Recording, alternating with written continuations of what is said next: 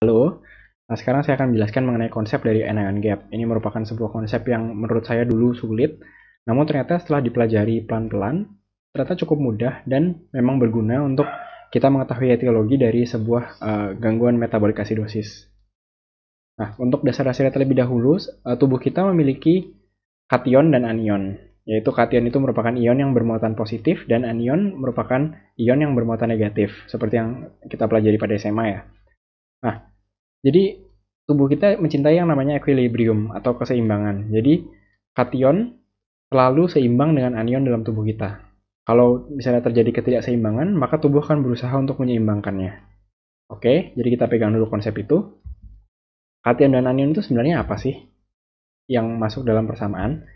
Kation yang masuk dalam persamaan adalah natrium dan kalium. Kenapa? Karena natrium dan kalium ini merupakan ion bermuatan positif yang merupakan ion kuat. Sedangkan anion atau ion bermuatan negatif yang masuk dalam persamaan adalah ion klorid dan ion bikarbonat, karena mereka merupakan ion-ion yang kuat. Ini merupakan persamaan yang mungkin sering kita temukan. Jadi untuk rumus dari anion gap sendiri, yaitu ion natrium dan ion kalium, ini dijumlahkan, yang ini merupakan kation, dikurangi dengan ion-ion anion. Oke. Nah, kation dan anion, kation dikurangi anion akan menghasilkan anion gap. Hasilnya adalah kurang dari normalnya, kurang dari 10 mili ekuivalen per liter.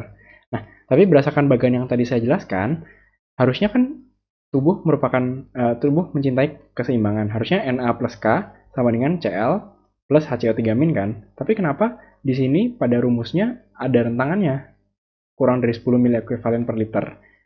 Jawabannya adalah karena di anion ini, selain chloride dan ion bikarbonat, ada juga unmeasured anion, atau anion yang ada dalam tubuh kita, namun tidak masuk dalam persamaan.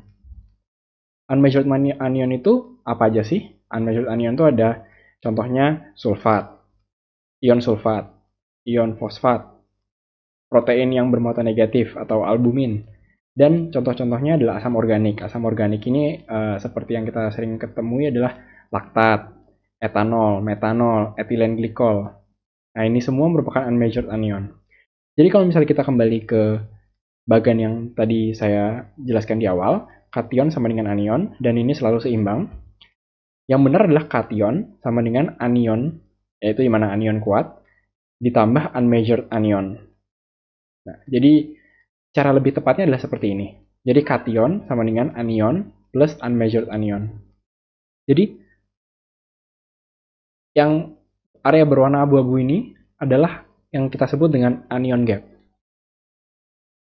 Oke, jadi kation itu Na plus K, dengan anion kuat ini merupakan HCl plus HCO3-. Nah, dan ditambah dengan unmeasured anion.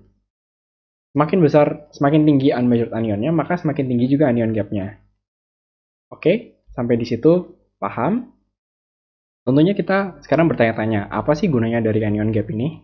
Jawabannya adalah untuk mengetahui etiologi dari metabolic acidosis. Jadi kalau misalnya ada pasien datang dengan kita cek periksa labnya dan kita temukan adanya gambaran metabolic acidosis, kita cek anion gapnya. Ada yang high anion gap dan normal anion gap.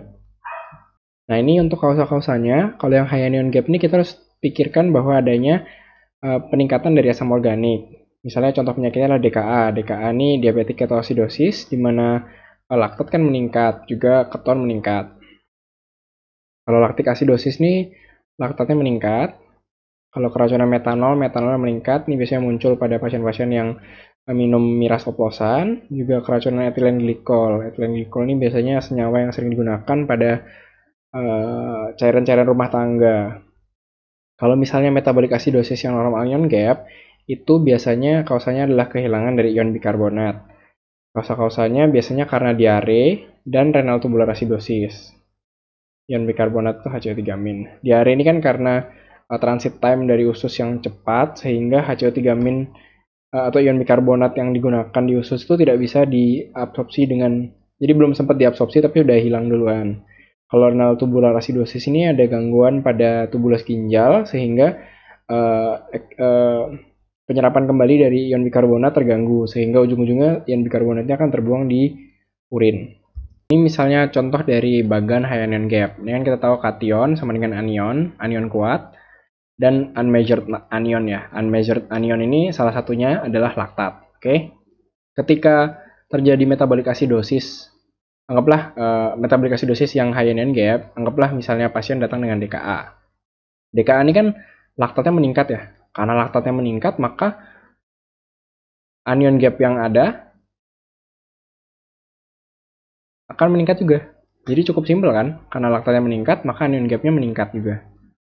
Sedangkan untuk yang normal anion gap, metabolic acidosis dengan normal anion gap, itu permasalahannya adalah HCO3-nya. Di sini HCO3-nya tuh terbuang, atau ion bikarbonatnya terbuang. Nah, tubuh tuh akan mengkompensasi dengan meningkatkan reabsorpsi dari klorida. Jadi, pada kondisi metabolic acidosis normal anion gap ini sering juga disebut hyperchloremic metabolic acidosis. Jadi HCO3- yang turun itu dikompensasi dengan klorida yang meningkat, makanya disebut hyperchloremic metabolic acidosis. Apakah ada gangguan di unmeasured anionnya? Tidak ada. Ada gangguan di asam organiknya? Tidak ada. Jadi anion gapnya tetap. Nah. Oke, jadi untuk kesimpulan, anion gap itu dibentuk oleh ion kation kuat. Kation kuat itu apa? Natrium dan kalium. Dan anion kuat. Anion kuat itu apa? Cl dan Hc, ion bikarbonat. Serta unmeasured anion. Unmeasured anion itu contohnya adalah asam organik, fosfat, sulfat, dan lain-lain. Pemeriksaan anion gap dilakukan untuk mengetahui etiologi dari metabolic acidosis yang terjadi. Jadi kan metabolic acidosis bisa dibagi dua, ada yang high anion gap dan normal anion gap. Kalau high anion gap itu kita harus pikirkan bahwa adanya kausanya merupakan meningkatnya asam organik seperti laktat, tadi albumin yang meningkat, kemudian fosfat, sulfat, etilen glikol, metanol. Kalau misalnya metabolic acidosis yang normal anion gap, itu tidak ada hubungannya dengan asam organik dan senyawa-senyawa yang tadi saya sebutkan, namun kausa utamanya adalah hilangnya ion bikarbonat. Hilangnya ion bikarbonat ini dikompensasi oleh tubuh dengan meningkatkan penyerapan kembali dari klorida, sehingga disebut hyperchloremic metabolic acidosis. Oke, jadi sekian. Terima kasih. Semoga berguna.